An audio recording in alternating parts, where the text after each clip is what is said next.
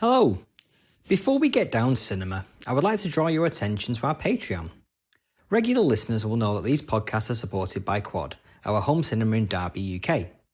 But as Quad is a charity, we want to make Cinelit as self-sustainable as possible.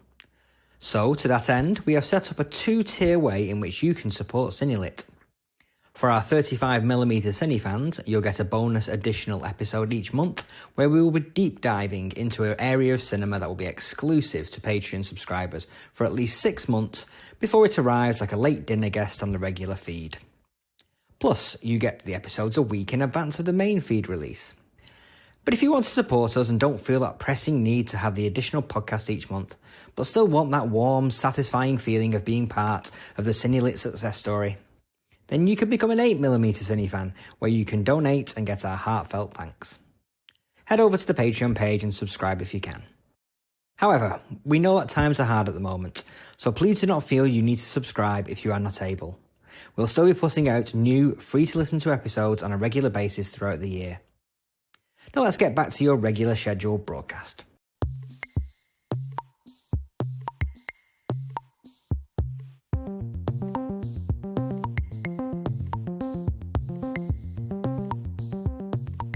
Welcome to Cinelit, your audio tour around the wonderful world of cinema.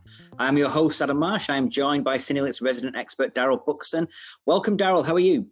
Hello, Adam. I'm fine, thanks. Good. So today we're going to be looking at the directorial career of Rob Reiner. Now, we've been knocking out episodes of this podcast for over a year now, and we've covered a whole range of subjects, actors, directors, genres. So eagle-eared listeners should be used to how we do these things and potentially get a heads up on future topics. So we did an excellent episode on Kathleen Turner, which is out there in the world to listen to. Which, because of that, we was discussing The Man with Two Brains, which begat our episode on Steve Martin and Carl Reiner, which has now in turn begat our episode today on Rob Reiner. What will the future of Cinelit hold after today's discussion? As I was researching Reiner's career, it made me realise that he's directed a number of my favourite films. But when I think of, or more accurately, when I'm asked who my favourite directors are, I never think of Rob Reiner. And I don't know whether that's a bad thing or a good thing. I think he's a director that's very adaptable to subject material. And he certainly had a stellar 10 years at the start of his directing career, bringing A-list material and making it A+, I guess. So what do you think, Daryl, of his qualities as a director? Yeah, he's the American Alan Parker, I think. Alan Parker said early in his career that he was going to set out with a career plan. His aim was to make films in as many different styles and genres as he can. And within 4 or 5 years of Parker's career, he'd done Bugsy Malone, he'd done Midnight Express, he'd done Pink Floyd The Wall, he'd done Fame, so he was true to his word, and he stayed like that all through his career. And if you look at Reiner's films, there are links, we'll be discussing some of the links between individual films and between little pockets of films in his career, but he's not what you'd call an auteur, I don't think. He's a filmmaker like Alan Parker who seems to be able to turn his hand to anything. And in that respect, I think he's very different and very distinct from his illustrious dad. Yeah, I mean, you look at those first 8 films or so, Spinal Tap, The Sure Thing, mockumentary, comedy, rockumentary, sex comedy, Stand By Me, coming of age drama, Princess Bride fantasy comedy, When Harry Met Sally romantic comedy, Misery, psychological thriller, A Few Good Men, courtroom drama. He's literally hitting almost as many genres as he can possibly get his hands on in a short period of time. It was a run that ended with a horrible movie called North in 1994 with Bruce Willis, which is just an awful movie. But I don't know whether there's many other directors in the 80s that had a run as solid as Rob Reiner. Yeah, and the point there is, Adam, that the audiences went with Reiner on that journey, and so did critics up until North, which I suppose was always going to be a wall that was going to happen, with a filmmaker like this. If you are a sort of audience favourite and critical darling, whether they know it or not, audiences might not have recognised that the guy who made Spinal Tap had also made Stand By Me and so on. His films were always very well reviewed up until hitting that inevitable point where suddenly they weren't. Well, he did bounce back with your favourite Rob Reiner movie, The American President from 1995. Yeah. Should we get into that? So The American President is your favourite Rob Reiner movie in a career that included Spinal Tap, Princess Bride. There's Stand By Me. There's great films there, but The American President is the one. I'm surprised by that myself. Yeah, when you look through Reiner's credits and you see the films that he's made, I'm actually quite surprised that American President is my favourite, but I love it. It's conventional, sure. It's cliched, sure. But what it does, it's one of those movies that takes all that and does it right. And I think it stands up there with the great films of the 1940s. There's a scene in the film where Annette Bening's character goes on her first sort of official invite to the White House, and there's a presidential aide with her, and they get stopped at the gate, and Benning's character says, "Oh, I'm looking forward to this, looking forward to experiencing the Capra-esque atmosphere of being here." She says that to the guard as they're going in, and the aide says, "Oh, he won't know what Capra-esque means." And of course, the guard then reels off a string of Frank Capra film titles. Now, not only is that a great scene, but it's a Capra-esque scene. Yeah. It's so sort of referential in that way. And I think, you think about the comedies and the sort of social comedies that people like Capra, Howard Hawks, Preston Sturges were doing in the 40s. This film, I am going on the line and saying, is a notch below those. It almost reaches the level of those 40s classics. And I can't believe that a film in the mid-90s got anywhere near that. I just love it. It's a great star vehicle for me.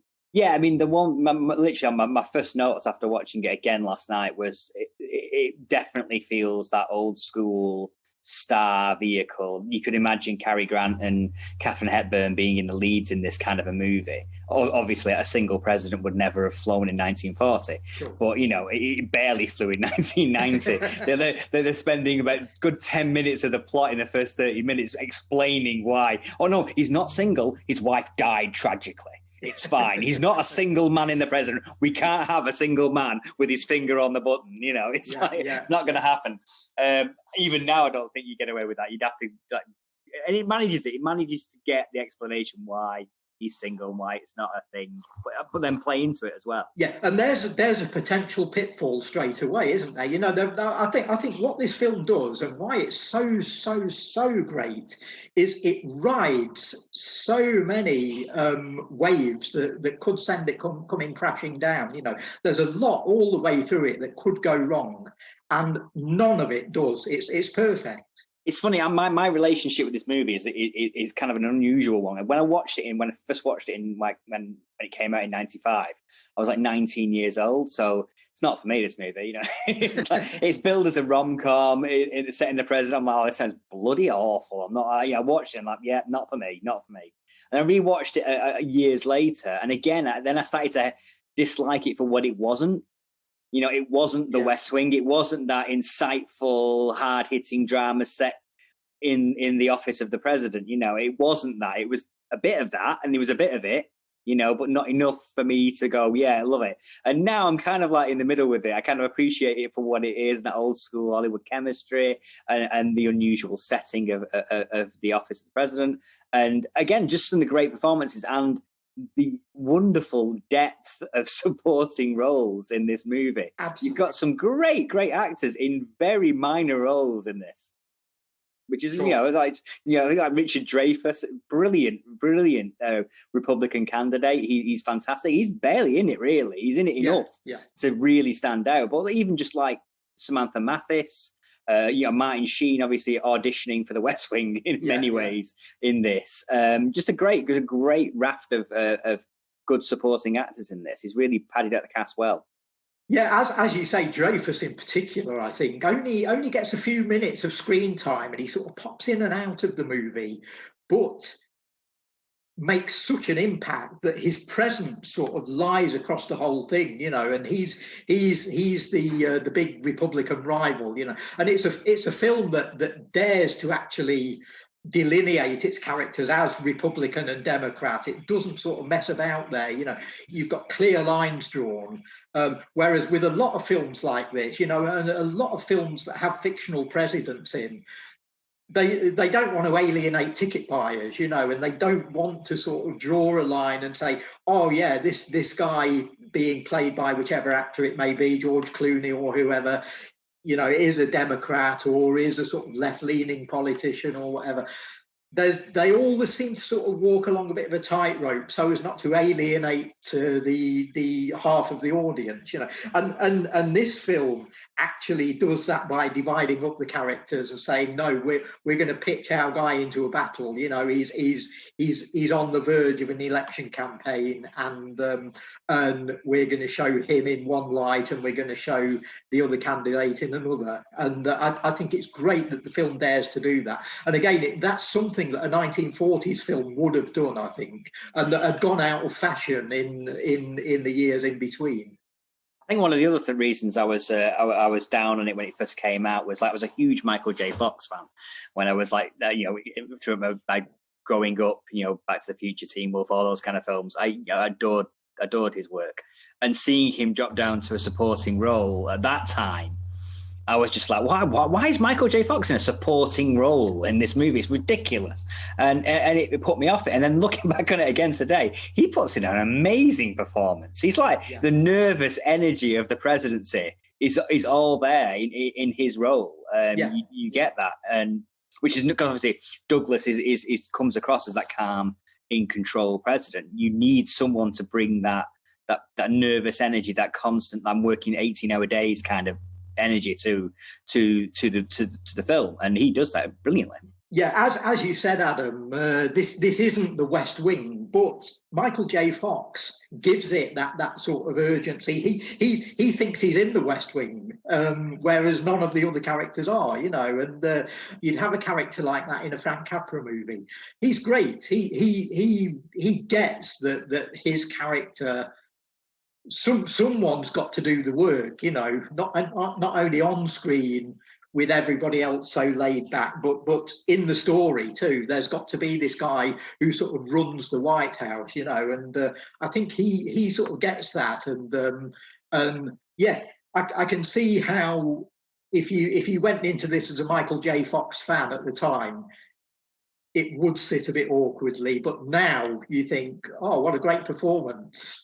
You can't really describe him as the heart and soul of the film, because I don't think there is. I think there is. It's a film that's so good. It's got 4 or 5 hearts and souls.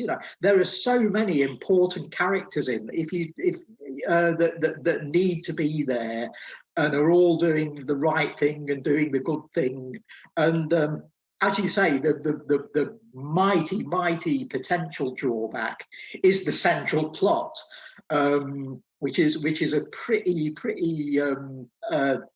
sort of tough place to be, if you're writing a movie, is the main core of our plot is the weak point, But even then, as you say, they sort of gloss it over very early on by sort of explaining it away, and then the performances kick in, and Benning and Douglas just rise to the occasion, I think, and they just carry this unlikely story right through, and they make you believe it. Yeah, I think one of the other really good things about it is like they don't set up good guys and bad guys. Everyone's just a guy. Everyone's just a person. Like a male or female. They're just people. They're just humans. Even Richard Dreyfuss's evil character. He's not. When you see him on TV, he's not coming out lying, Trump-esque lying, making stuff up as he goes. Even though they say he's making stuff up as he goes along, he doesn't actually say that. He said, I'm not saying that. He insinuates, and it's an evil plot device, but he delivers it in such a way that you think, he's just a politician. He's a politician who stands opposite the president character. I mean, what we've got basically is George Bush and Bill Clinton. And that's the time the film was made. So, and the roles are played like that. Yeah, no, absolutely. I mean, and that for the benefit of the film, I think as well, it adds a level of complexity to the story that probably wouldn't have been there had you made it more black and white. Of this guy, president's a good guy and he's a bad guy, and we need to get his bill through and all that kind of stuff. It was more nuanced than that, which we shouldn't really be surprised that Aaron Sorkin has made a very, very successful career writing amazing screenplays for the past 25, 30 years. So, and this was another example of a great screenplay. One that's overlooked, and I guess, in his career. Yeah. You know, obviously, because he's gone on to do West Wing, and he's obviously nominated for an Oscar this year with Trial of the Chicago 7. But I do think the American President is probably seen as a lesser film in his career, which is a shame. Maybe, and I don't think it deserves that. And obviously, the seed of the West Wing is in here, because you've got Martin Sheen's presence, as you say, and there's even a line where Michael Douglas describes himself as, I'm sort of a West Wing president, you know, in terms of where he lives and where he does his business in the White House, you know, even though it's completely unlike the West Wing in a certain sense, you can just see that the seeds are there. Now, what do we think about Rob Reiner's work on this? I think it's good. I mean, the direction's not massively flashy. Again, it captures what it needs to capture. You know, you get the sense of it being a busy White House room. You get the sense of the GDC office, and that being the sort of like, you know, nervous sort of like, we need to get these things through. You get all the atmosphere of those movies, but similar to a Capra movie. You know, he manages to be in the right place at the right time with the right camera angle, I guess. Exactly. Is what it is, rather than this is going to be a great shot. Yeah. I mean, one scene that exemplifies that, I think, it's just a shot that lingers on screen for like 4 or 5 seconds and then it's gone. And it's a shot of Annette Bening in the Oval Office on her own. The people come in and out of rooms, close doors, open doors, go out, and then suddenly there's this moment of quiet, and Reiner gives us an overhead shot, and she's in the Oval Office on her own, and just sort of wondering what to do and looking around, and you wonder what fantasies are going through her head, you know, and then it's over, and it's beautifully done. But I think that's a nice thing, because everyone else treats that as work. Yeah. You know, all the other characters, there's no reverence for the office of the president in those characters, because it's like going to work. You know, it's their job. So it takes that outsider, and you needed a little shot just to reference that. I think also one of the other shots that really stuck for me was the tracking shots when they're walking through the White House, which. I probably didn't get mentioned in any reviews, yet Martin Scorsese does it in Goodfellas or, you know, whatever. And it's like, oh my, what marvelous directorial conceit. It's like, actually, you know, Reiner's doing it here and no one's shouting and bawling because it fits the shot. Yeah. As I say, Adam, I think that's also to do with sort of auteurist criticism, which I'm as guilty of as anyone. You know, I love my auteurs, and because of that, I tend to sort of overlook directors like Reiner a little bit, because there doesn't seem to be that connection between movies and the connection between themes. You know, but when you look at this as an individual film, as I say, it's near perfect. Well, where do we go from there? Near perfect. Thanks very much for joining us on the Cinelit podcast. We've discussed the peak of Rob Reiner's career. Obviously, even though I enjoyed it, I don't agree with that. I think there's a handful of movies. Like I said, that some of my favorite movies are in his back catalogue, and they're not American President. So, should we move on to some of the others?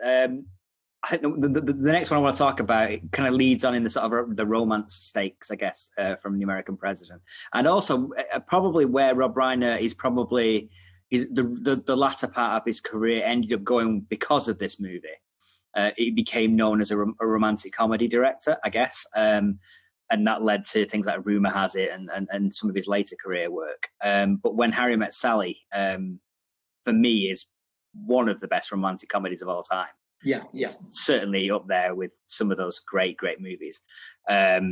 It's no American President, folks, but well, you see, it's not. But well, for me, it is. I think it is. I think it brings that sort of like, it's different. Obviously, it's a different one, but I think it manages to do that, telling a story over a number of years device, which is done in a few movies, and it never really works that well because, you know, you get your actor, oh look, they've got long hair because they're young, and then you see them older, oh, and they've had a haircut because they've got back into the rat race, man. You know, those kind of devices and conceits that they have in these type of movies spread over many years.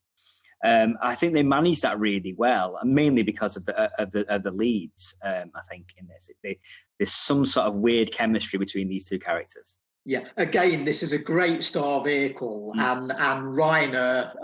If Reiner has got a sort of characteristic, a trait, I think he's a director, and not every major director can do this. He's a director who's very, very, very comfortable with the biggest stars in Hollywood. Yeah, and he uses them. Yeah, you know, he's another one. You talk about linking connective tissue between his films. I guess using of the same actors, and not in a sort of way that Scorsese will use De Niro or DiCaprio or someone like that, where you feel like, particularly with DiCaprio, you feel like he's getting things greenlit. He likes working with DiCaprio, but he's getting things greenlit because of DiCaprio. Whereas with this here, he feels like he works Billy Crystal on Spinal Tap, very small role. Yeah, and then he comes back in Princess Bride, again, minor supporting role, and then he's ready to work with Billy Crystal in a leading role. Yeah. He does that all the way through his career. Yeah, this is something I've noticed that Ingmar Bergman does. You know, he'll have Max von Sydow or B.B. Anderson in as the star of one of his big tentpole movies. You know, if you can describe Bergman as a tentpole filmmaker. And then, I mean, for instance, von Sydow plays a petrol pump attendant in Wild Strawberries, you know, and this is what Billy Crystal and Richard Dreyfuss and John Cusack end up doing in Reiner's films. You know, they'll star in one and then they'll have a walk on in the next. Yeah, and I think with this one, it's Billy Crystal really established himself in this movie. He'd been knocking around trying to get onto the Hollywood scene in a number of movies prior to this, but this was the one that really put him up there. And you know, he became a star for a relatively short period before he went into Oscar hosting duties. We've talked a lot on the podcast on various episodes about this period of Hollywood around the time that When Harry Met Sally was made, where for the first time ever, TV stars were beginning to sort of filter into cinema, and it worked. You know, they sort of tried it in the past, and it had never quite worked out. You know, it was like you couldn't make this transition from the small screen to the large. You know, and suddenly in the late 80s, it started happening, and it started working for Michael J. Fox, for instance. You know, for John Travolta, and for Danny DeVito spectacularly. But Billy Crystal had come out of Soap, which was the commentary on a soap opera, and this was really Crystal's breakthrough movie. You know, he dabbled in film through the mid-80s, and as you say, done a few bit parts for Reiner, but this was where he emerged as a star. This was the film you came out of and thought, I want to see Billy Crystal in more movies. Yeah, I mean, he was part of the Saturday Night Live guys as well, wasn't he? Yeah. Cast. I mean, again, the 1980s seems to be littered with people who got their launch in Saturday Night Live. We talked about it with Steve Martin, who didn't get his launch on Saturday Night Live, but made significant appearances on those. And Billy Crystal's another one of those guys. But he'd been trying for a few years. He'd done like Running Scared in '86, trying to tap into that sort of like comedians doing cop movies, and it didn't quite hit. And you know, Throw Mama from the Train, I guess, was a hit, and then this followed on from that, and really put him up in a tippy top, I guess, at that period, alongside arguably one of the biggest female leads of the 1980s, Meg Ryan. Who when I was 14, 15 I had such a crush on Meg Ryan when I was in my teenage years, and this movie particularly, where it just, I don't know, there's something about this movie that appealed to me as a teenager and also appealed to me as a writer. And I was doing a lot of acting at amateur theatre at the time as well, and that also appealed to me as well. I think the structure really helps. The idea that it's spread out over many years and it's like little snippets of people's lives really appealed to me. Well, again, if there is an auteur at work in When Harry Met Sally, it's not Reiner, it's Nora Ephron, I think. Yeah, I think definitely, yeah. The screenplay is very good. It's very, very good. And it's very Nora Ephron. She's gone on to make a career out of that sort of thing,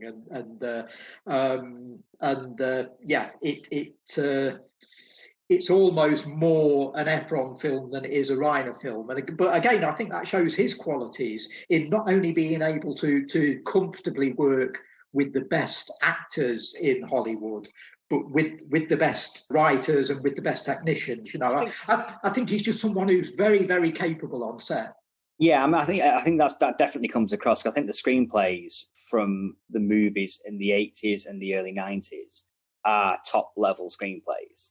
And I think when he's fallen down is when he's gotten the later films. The screenplays just aren't up to scratch. To be perfectly blunt, they're just not good enough. And I don't think any amount of directing or acting saves that. I mean, you've got to have the script right. And I think he had the script right in about 10 movies in about a 10, 12-year period. He had the script bang on, working with Sorkin and working with Nora Ephron and others with great screenplays. One other thing occurred to me that is obviously it just established Meg Ryan as the rom-com queen. Yeah. And she sadly never really overcome that throughout her career. She was always the rom-com actress. Yeah. Well, I think she peaks in this film, I think. Yeah. When you think Meg Ryan, you immediately think When Harry Met Sally, or I do. I think people think maybe Sleepless in Seattle is she was in that one, wasn't she? And that was. Yeah, but again, that sort of. It's because of this. Spins off from this. Oh no, absolutely. Yeah, she only did rom-coms. That was all she did. Yeah. But it's the same team. It's her and Nora Ephron sort of continuing on into the 90s. You know, and so it all stems really from this. Now we're talking about how great the scripts are. We're sort of saying, oh yeah, when Reiner had a good script, he made a good movie. I think that might suggest that we're doing him down a little bit, but I think he works really well with a good script, and I think he knows the quality of the writing, but it's then down to him to get the performances out of the actors and to make that script breathe, and I think he does that superbly. Yeah, well, it's like I said in the intro, it's like he takes A-list material and turns it into A+ material. I think that's his key. I think taking a C-level script, I don't think he can do much with that. No. Whereas I think he can really do something with an A script or a B script. You know, he can really get the most out of that and improve on it with his direction. A wonderful movie. I think deserves to be seen and seen again. We don't have rom-coms that much anymore. I think the rom-com has gone out of cinema. I think one of my big theories about movie making is that earnestness has gone from cinema. You know, you can't make an earnest love story anymore. It's got to be cut with something else. You just can't do it anymore. But maybe we should be. That's mad for a second. And before we move on, listeners who were hoping that Adam was going to do the Cat's Deli scene and that I was going to come in with the one-line zinger at the end, I'm afraid we're probably going to disappoint you, aren't we? Yeah, I think nobody wants to hear that. Wash your ears out. And one other thing as well, just as it occurred to me, Meg Ryan as a name is a great Hollywood name. I haven't got time to be saying Angelina Jolie. It's too many syllables. And I think that's Hollywood actresses, get your name sorted out as you're coming in. Least amount of syllables as possible. That's my take on these things. Dead right. Cool. Okay, so let's move on from When Harry Met Sally, because I mean it's a great movie, but there's other areas to explore. Let's jump back to his very first movie. We're talking. This is Spinal Tap. Is this a Rob Reiner movie? I'd say very much so. I'd say it's a very personal film for him. I mean, he's in it for one thing. he plays the Marty DiBergi character, he's all the reviews of the film said, oh, it's a take on Martin Scorsese in The Last Waltz and so on. I think it's Reiner trying to get his own face on screen, and I think he's sort of come out of the blocks here and said, look, this is my first movie, you know, I'm going to be in it, I'm going to center it around me, you know, and the other characters can sort of act around me. I think it's very much a Rob Reiner film, and I think, you know, there are elements of it that I think carry forward into what he did later. For one thing, it's a love story between David St. Hubbins and Nigel Tufnell. Oh yeah. You watch those glances at the end, you know, and when he sort of invites him onto stage and so on. It's a break up and get back together story. Yeah. It is, but I think there's much more going on in this movie. There is. I literally rewatched it this morning twice. I watched it once through, and then I also watched it because it has one of the greatest audio commentaries. Any movie has put on DVD has had. Most movies got audio commentaries now, but this is the one that sets the bar. It absolutely sets the bar. People who don't listen to audio commentaries, this is the one for you. This is the one, yeah. It's obviously the three band members in character commenting on the film that they were in, and it's just stellar. And it obviously adds to the because obviously it's a documentary, it's a mockumentary. That second layer of an audio commentary where they're commenting on what went on behind the scenes of the documentary it's priceless. And you know, everyone's dead. It's just like he's dead now, she's dead now. It's just like such a great little conceit. Yeah, but the films have such a life in that sense as well. I mean, even to this day, you know, the actors will still come out and do these characters and do gigs or do talk show appearances or whatever.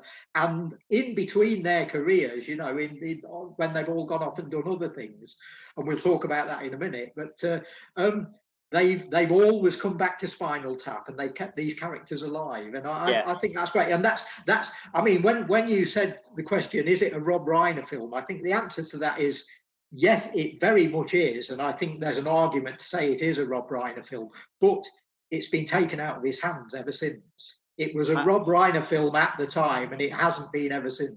Yeah, I think it's one of those ones that as the film's progressing, you can see it being taken away from him. Because I mean, the guys are just, they inhabit those roles. Yeah. I think one of the great things about this movie is, even though it is a comedy and it is a spoof and it is meant to be funny, it's not so ridiculous that you lose the fact that this could be a band. Yeah. You know, some later documentaries, spoof documentaries, that kind of thing, you kind of forget that as you're watching, for instance, like Popstar, the Andy Samberg thing, you don't believe that they're a real band and that's a real unit. You see it as a thing that's spoofing the genre and the music, but with Spinal Tap, you believe that they are a band, and everything that happens to them, no matter how ludicrous, is still believable. Yeah, well, you can imagine it happening to Ozzy Osbourne, can't you? Yeah, absolutely. I mean, you really can. Yeah, and one of the other things that you're actually just talking about, these they come back to these characters time and time again over the years, is that the film is kind of like it's lived beyond the bands it's spoofing. You know, they go on tour with Saxon to sort of like, you know, research the role beforehand, and like, you know, it's they live way beyond a lot of those 80s rock bands now. I mean, to the point where, as you've already proved, we know the names of the band members. They're famous rock musicians. Yeah. I mean, but that's what I'm saying. If you put Spinal Tap, and because they have done tours, they have done sort of like, you know, musical performances, they will be above a lot of the acts that they're spoofing now. On the billing. So you know, you can't get any greater compliment there than that. I think the performances are brilliant. You know, I'd say that Christopher Guest and Michael McKean may not have done anything better.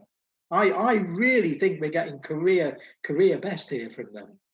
Possibly, yeah. I mean, I think one of the things I find really, really nice about it is that they're not vying for screen time. No, They don't seem to be talking. Oh, I've got the best line. I want to put this line in now. So often, some of my favorite lines are just kind of like said off screen almost, or just as an aside. And you think, oh, that's a brilliant line, and it's like it's brilliant, but it's also brilliant that it was said almost like as a second thought. Yeah, it is. There are. I'm sure a lot of it has got a sort of ad lib or improv sort of feel to it. Reiner sort of goes with that as well. He lets that play, and he lets people have a little smirk or a laugh or do a little aside or something. And I think there's such a rivalry between the characters on screen. It's a bit like the American president in that sense. There's such a rivalry between Michael Douglas and Richard Dreyfuss in that movie that you can tell there isn't a rivalry between the actors, and I think that plays here, that in Reiner's very first film you get this. The characters may be bickering and maybe trying to one-up one another, but the actors are completely in tandem. Yeah. Maybe I'm really convincing me. Maybe they asked career best performances. I'm very fond of Best in Show, and I think there's some stellar performances in that. Again, what would become a Rob Reiner trait is that there's no small roles in this movie. You have fairly well-known actors or actors that are quality inhabiting small roles in this movie. Angelica Houston it crops up, very minor role. You got Dana Carvey as a mime waiter. Then Billy Crystal again. He's Billy Crystal's assistant, and Billy Crystal's part is tiny. Exactly, yeah. But Billy Crystal, but even beyond you got Bruno Kirby. It's a limo driver obsessed with Frank Sinatra, which is brilliant. Who again is later seen in almost stealing the show in When Harry Met Sally. I think he's great in that. So, but really, really good in this. And again, we were talking before we started recording today, and mentioned that on the disc versions of This Is Spinal Tap, there's almost a second movie sort of in between the first one, made out of outtakes, which I'm sure a lot of you will have seen if you're big Tap fans. And it's great. It's like, oh, we've got Spinal Tap 2 here, or Spinal Tap 1.5. And I mean, the outtakes on most other DVDs or Blu-rays, they're 20 minutes, and you may not bother watching them, or they might be scenes that have been left out because they're not very good or whatever. Here you get Spinal Tap 2, and it's great. I think with this sort of like improvisational nature of the working process on this movie, there's naturally a lot. You just keep the camera running. You never know when you're going to get gold, and I think and you do get him. Bruno Kirby is a perfect example. There's so much of him on the cutting room floor from the original film. There's some great stuff. I heartily recommend going and seeing that. Buying that second disc.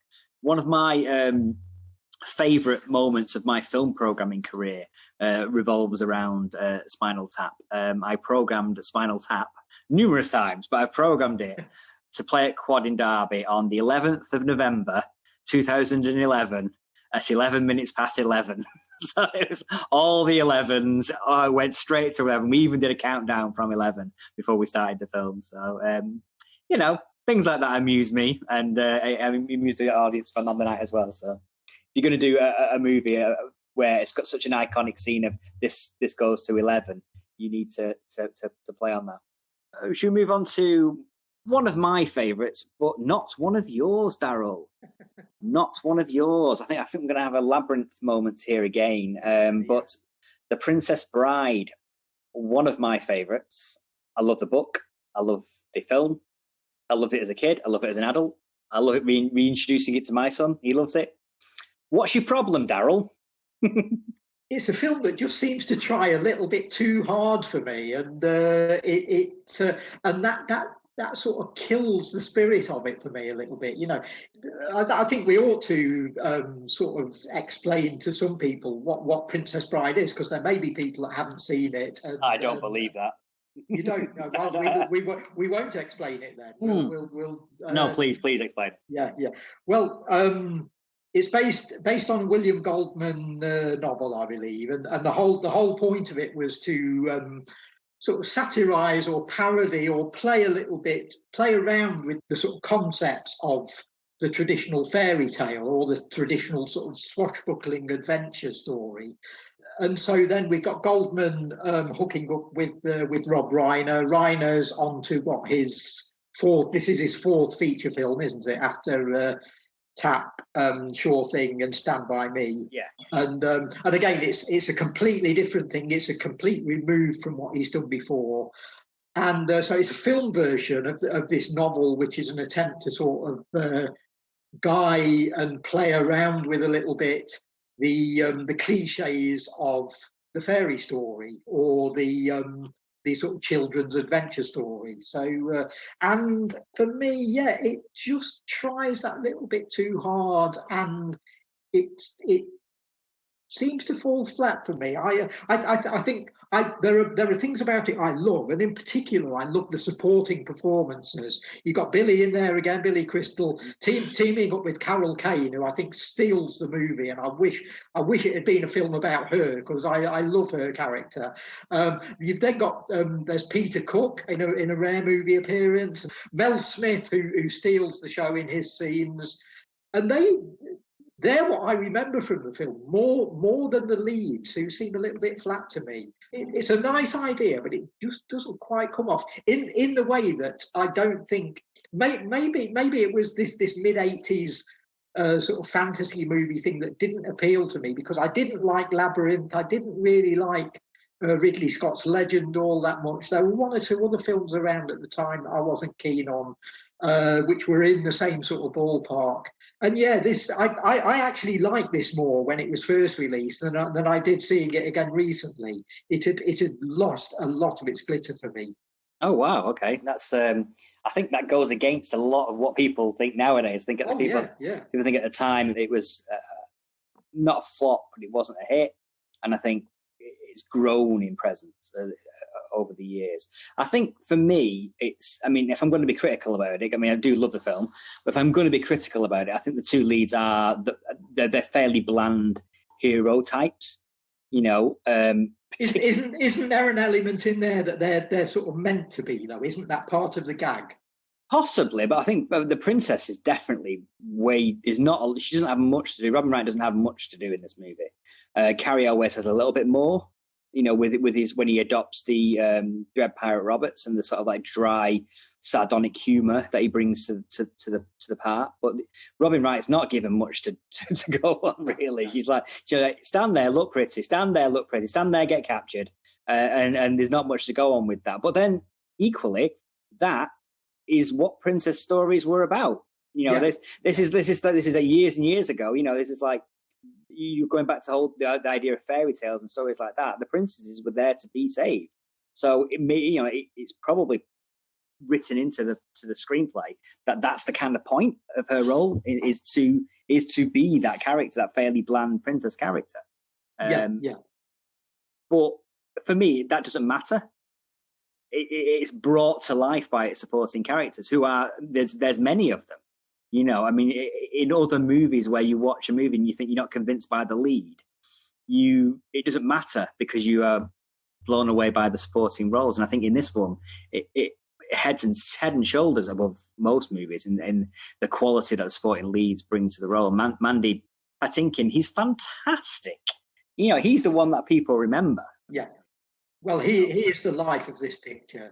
Absolutely, He's. I think people sort of think back on the film and almost think of him as being the main character. Yeah, no, absolutely, yeah. He's certainly the one who makes most impact. Well, he's the one on the t-shirts, isn't he? The quotes and things like that. The my name is Inigo Montoya. You killed my father. Prepare to die. That is the line that's repeated over and over again. Like you said, there's so many little small minor roles that just elevate this movie. Again, a trait of Reiner movies. Yeah, the one we've not mentioned is Peter Falk, of course, who sort of he plays on the thing that happens. We'll talk about later on in Stand By Me. He's got the sort of Richard Dreyfuss in Stand By Me role here, Yeah, I was just saying, well, the book. That's one of the things that I don't think works very well in The Princess Bride is the sort of like the telling of the story. I agree. It's better in Stand By Me, I think. Yeah, oh, absolutely. Yeah, I think it's different. I think in Stand By Me, the person telling the story is it's happening to them. Yeah, yeah. And I think with the grandpa and the grandson, it's echoing the book, and the conceit in the book is that William Goldman's the author, and he's bought this book for his son that he read as a kid and he loved, and his granddad used to read it to him and he loved it. And then when he gets the book and reads it, it's awful. It's full of dense passages about lineages of kings and all that kind of stuff. In a Lord of the Rings kind of like really dense fantasy book. And he's like, what is going on? I didn't get any of this. And he's like, grandfather just took out all the boring bits and read the good bits. And I think that conceit in the book is a really clever conceit, and it works very well in the book. But it doesn't. I don't think it transfers very well at all. I think arguably you could have just done without that. And it could have been like a little scroll at the start on the screen, a la like a Star Wars or something like that, where you establish the story and then go straight into that world. Then again, who doesn't want to see Peter Falk on screen? So sure, I mean, I love Peter Falk, but he does. Those scenes do feel superfluous, and sort of like glint in his eye at the end that he's the lead character in the movie. It's just it doesn't work for me. It doesn't work. That doesn't work for me. But it's just so funny and so enjoyable that I don't care. I really don't care. And I think if it was another type of movie, Daryl, you might have given it a bit of leeway. If this was a horror movie or something like that, you might go, "Oh, it don't matter because I'm enjoying myself too much." And it's like, maybe with horror or with a spaghetti western or something, I might have gone with it. This just sort of misses the mark more than it should do for me, constantly throughout. And as I say, it always gets packed up because you always know there's going to be a really great little 30-second cameo coming along any minute, and that keeps you watching. But you shouldn't come away from a film raving about Mel Smith instead of the stars. I think it's a great movie for me, and I think it's one that has lived on and will live on. And arguably, when Rob Reiner passes away many, many years from now, it's going to be one of those ones that people pluck out as for the first two lines of the obituary. Yeah, I guess so. But this wasn't the first time he would work with William Goldman. It was the first time, but it's not the last time he would work with William Goldman. He worked with William Goldman on the screenplay for Misery, the Stephen King novel. Now, arguably, you could say Rob Reiner is one of two directors that really seem to get Stephen King and deliver great Stephen King adaptations. Maybe three.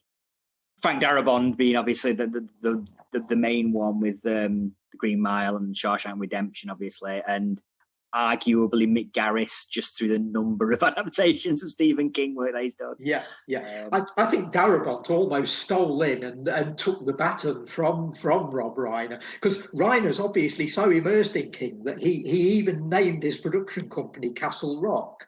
Right. After King's fictional town.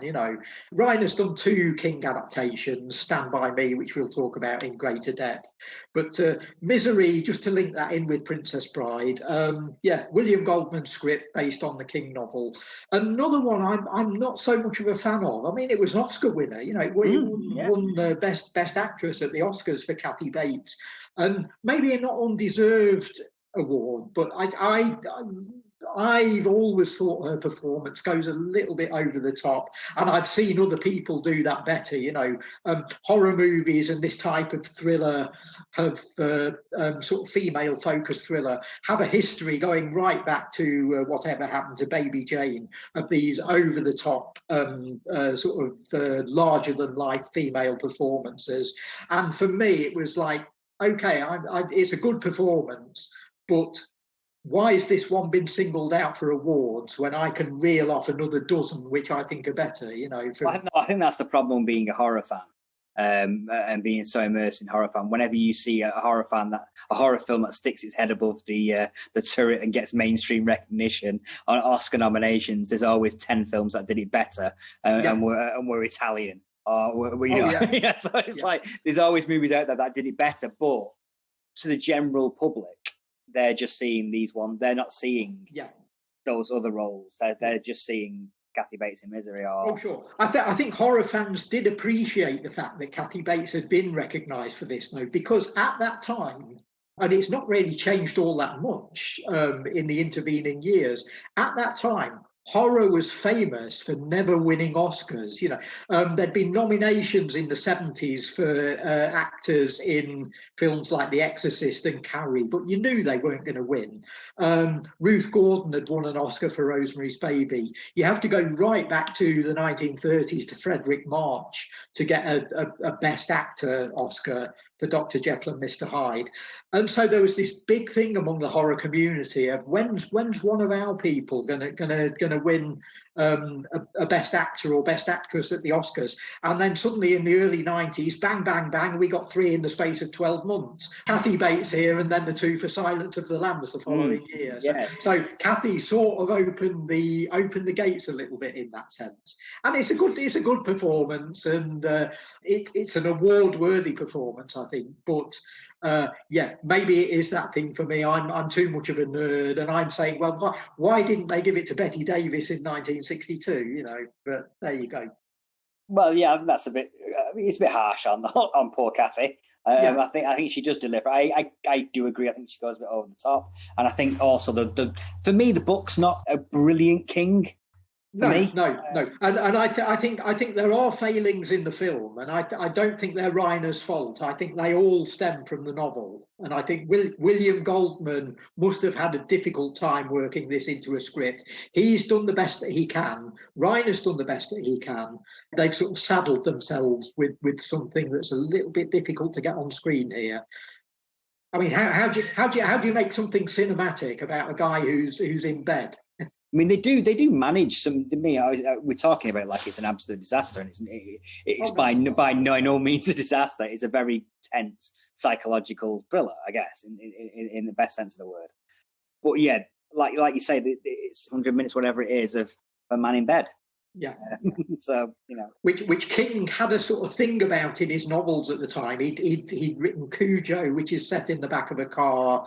He then went on to write Gerald's Game, which is again about a character who's in bed. And he seemed to be doing these little sort of microcosmic things in his novels, and that works as a writer's exercise. I'm not sure that it transmits even to a reader necessarily, and it's certainly very, very difficult to put on film. I'm not convinced by the lead actor here. We've got James Caan sort of making a little bit of a comeback in this movie. He was past his best, I think, and this is probably his last great role. He's a little bit eye-rolling for me. I'd like to see Richard Dreyfuss in that part. Yeah, I don't buy him as an author. I'll be honest. No. Ultimately. Yeah, it's okay. I mean, arguably, maybe his performance led to Kathy Bates going a bit over the top to make up the gap a little bit. Yeah, possible. Yeah. Which is good acting on her part, if that's true, for an actor to actually respond to the other lead performance in that way. That I can see that. I can absolutely see that. Yeah, no, that just feel that way to me. I think one of the problems with again, we talked about source material. Stephen King was cranking out novels at such a pace. He was hooked on cocaine. He was cranking out novels every 6 months. So if a book didn't land as well as it should have done, it doesn't matter. In like 6 weeks' time, there's another one coming out. And they were all being filmed as well. There was this sort of unwritten rule that you had to make a movie out of them. Had there been massively successful Stephen King's, obviously Stand By Me was a huge success, but I don't think people necessarily saw that as a King adaptation. No, I think that was the point with that. That was the whole point, was that they didn't sell it as Stephen King, which was the same with Shawshank Redemption, which of course is the big Stephen King movie. The big movie. Yeah. And it's interesting that the big hit Stephen King films are the ones where they sort of try and elbow his name out of the credits. Yeah, I mean, early on, obviously The Shining wasn't a hit, despite it's now become a big film in the world of cinema. It wasn't a hit at the time. It was like even nominated for a Razzie in the the first year it came out. So in the first Razzies, yeah. So it's not a movie that was well liked on release. Carrie was a hit, but it was a minor horror hit, you know. And King wasn't particularly known then. He wasn't Stephen King. He wasn't a brand back then. So I mean, we'd had a run of his films being adapted, but none of them had hit the real peak of what Misery did. Misery really pushed through that, adapted a horror novel of Stephen King's, and made a lot of money off it.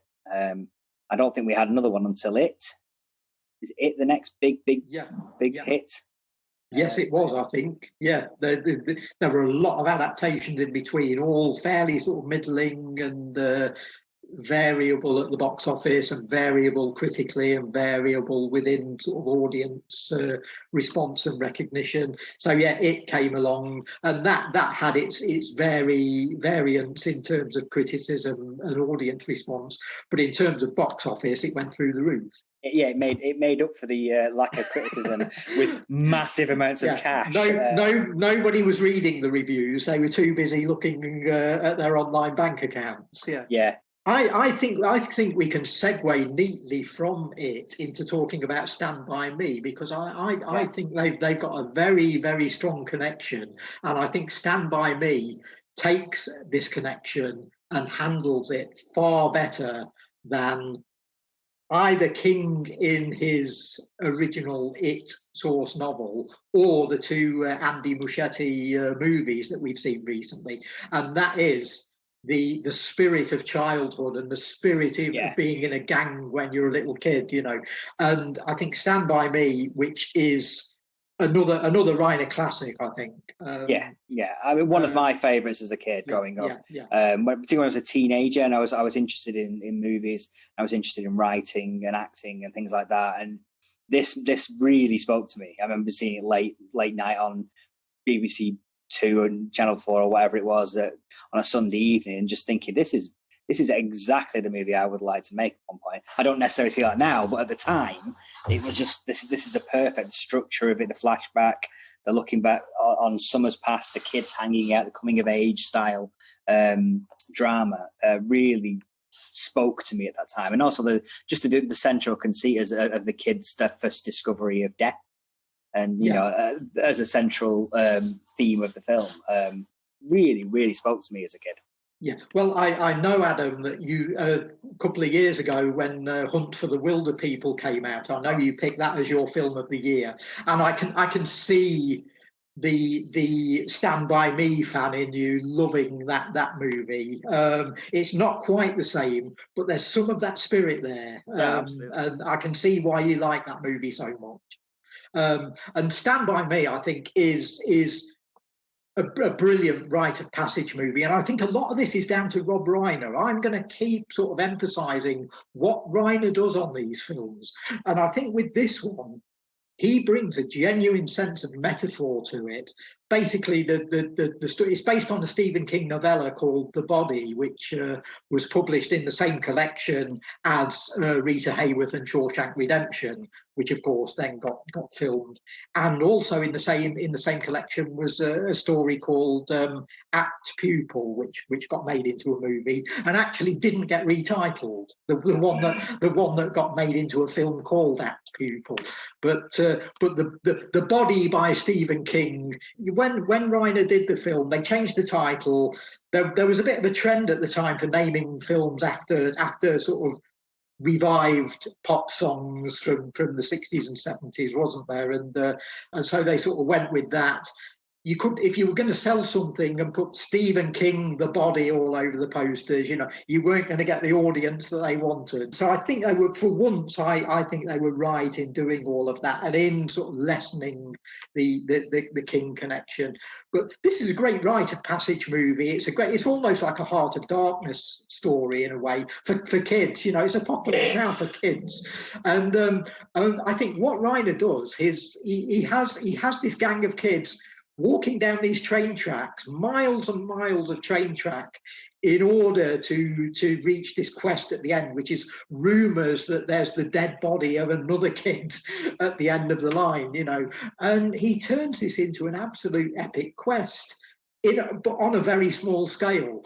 And I think his choice of camera angles, his choice of shots, his use of the landscape, his use of the railway line within that landscape brings out the symbolic qualities of it. I really think it plays as a sort of little mini epic.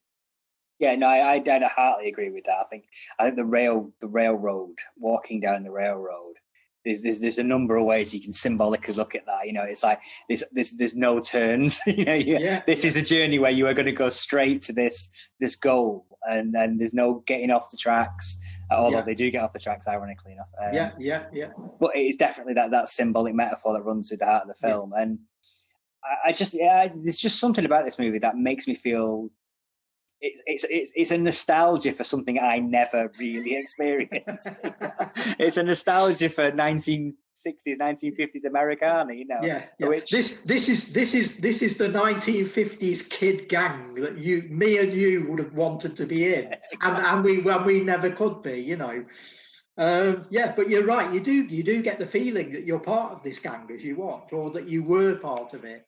And we weren't, you know. No, but that's the greatness of the storytelling, and arguably one of those traits of Stephen King's of having a gang of kids and lost summers and that kind of trait that runs through his work. I don't think has been brought to the screen as successfully as Stand By Me. No.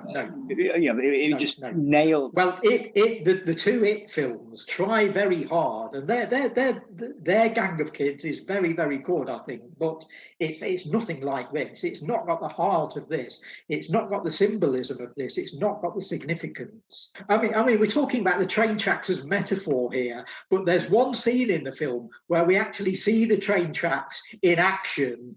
Being used for what they're designed for, and for me, it's the best train chugging up behind the characters scene since Oh Mr. Porter in 1937.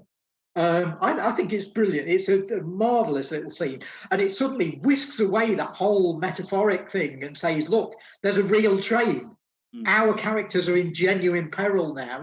You've been watching this film, making notes about it and being all soody about it and talking about the journey through life and the journey through adolescence and all this. There's now a big train coming up behind them and they've got to get out of the way. That's life. It's great. That's life, though. You know, there's always a big train ready to run you over, you know. So it is a metaphor as well, then. Yes. It's multi-level, yeah.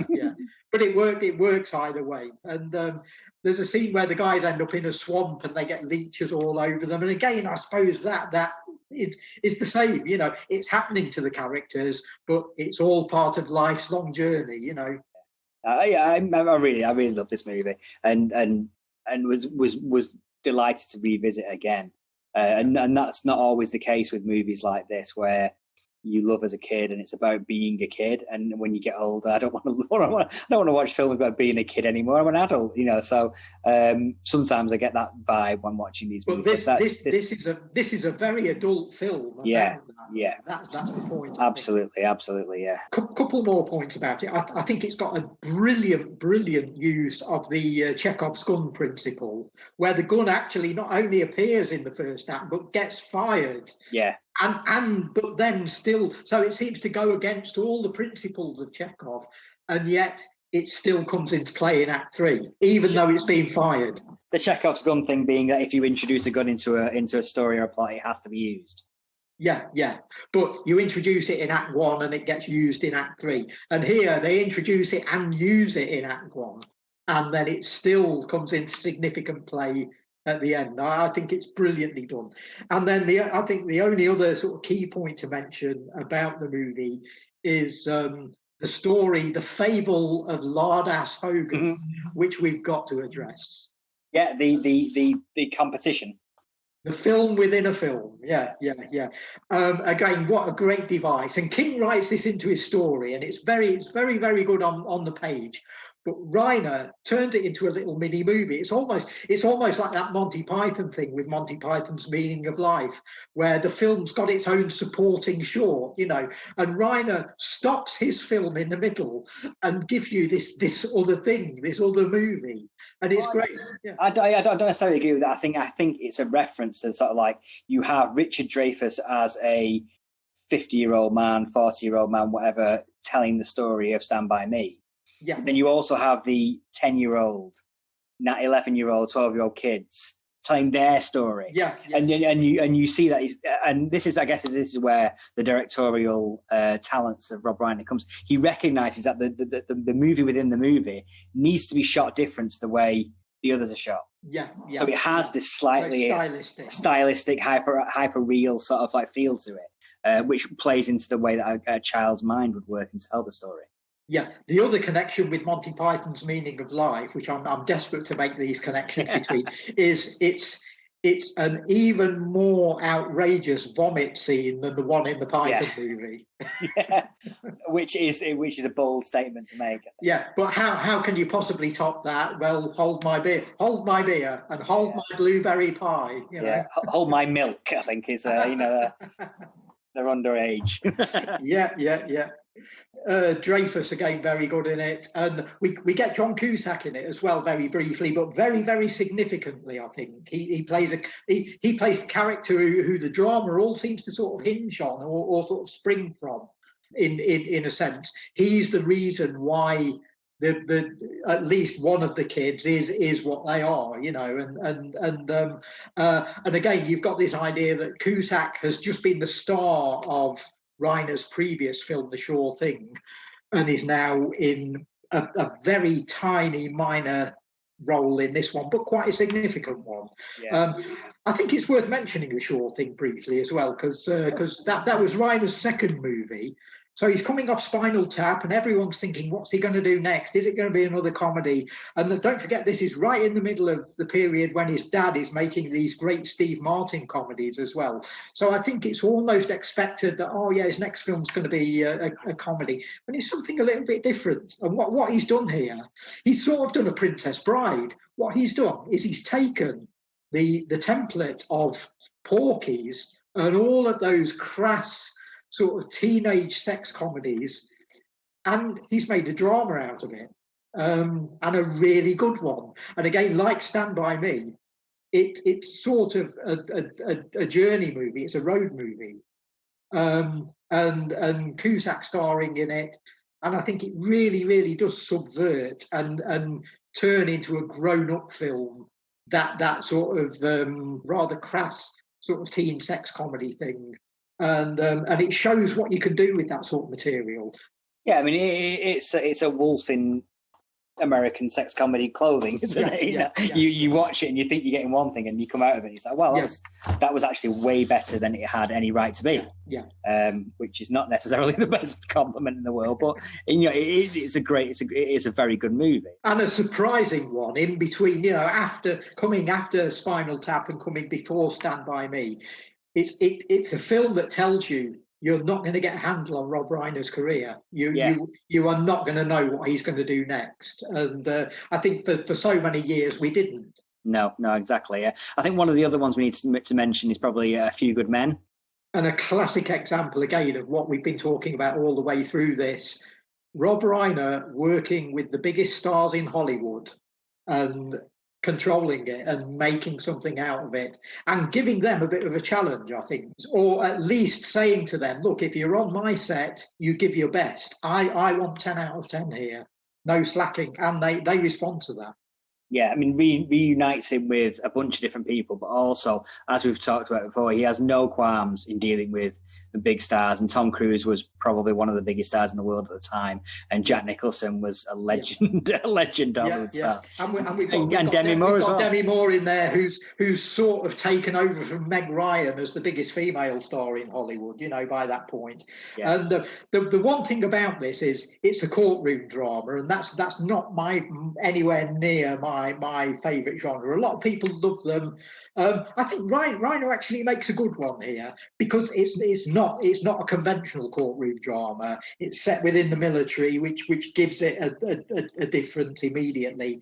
And I think the dynamic of it is slightly different too. And so if you're going to have to see courtroom dramas, which I they're not a favourite of mine, this is one I can sit through. If you're going to see a courtroom drama, see My Cousin Vinny.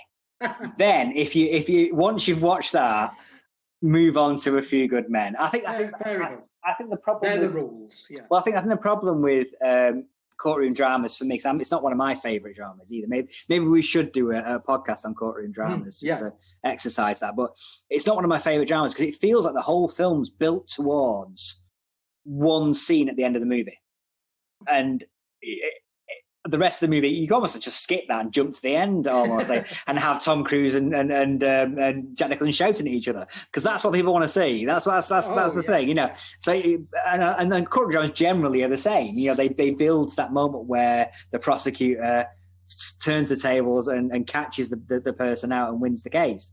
And arguably, this is one of the best examples of that. And went down really well, and lots of critical acclaim, nominated for 4 Oscars. Another movie where Tom Cruise failed to win Best Actor, you know, which should become a career trait for him. But yeah, Rob Reiner picked up his nomination for Best Director on this. Yeah. Which comes towards the end of that. I get what we talked about, the golden period. The golden period. It's his only nomination. And working with Aaron Sorkin again. There's a lot of the people he works with tend to overlap. In this movie, Kiefer Sutherland rocks up, who was in Stand By Me. You know, even Christopher Guest is in this one as well. So there's lots to like about the movie. But yeah, not one of my faves. But you know, yeah, a good star vehicle again though, and a good use of its star. When you've got sort of Kevin Bacon like 5th on the bill or whatever he is, you know, and giving a great performance, giving a good star performance, you know, you know this is. It's not quite the American president for me, and it's nowhere near the American president in terms of quality. But in terms of being a film that could have been made in Hollywood 50 years earlier, it's there. Reiner's almost a director out of time, I think. Yeah. I mean, yeah, as I say, I enjoyed it. It wasn't one of my greats, but then again, I can't handle the truth, can I, Daryl? So there it goes. Cool. Well, I think that wraps up our look at Rob Reiner. Go out and watch some great Rob Reiner movies, because there are at least 8 or 9, at least 8 or 9, and that's way more than most directors will ever get to say about their own careers. So go and check it out. We will be back in a couple of weeks' time with another episode. Oh, I'm sure we'll have a great subject matter. If you've listened to any of this episode today, maybe you'll be able to pull out where we will be going next from our discussion. Possibly courtroom dramas. Who knows? Possibly the work of Jennifer Aniston. Who knows? Yes, we will see you in a couple of weeks' time. Take care.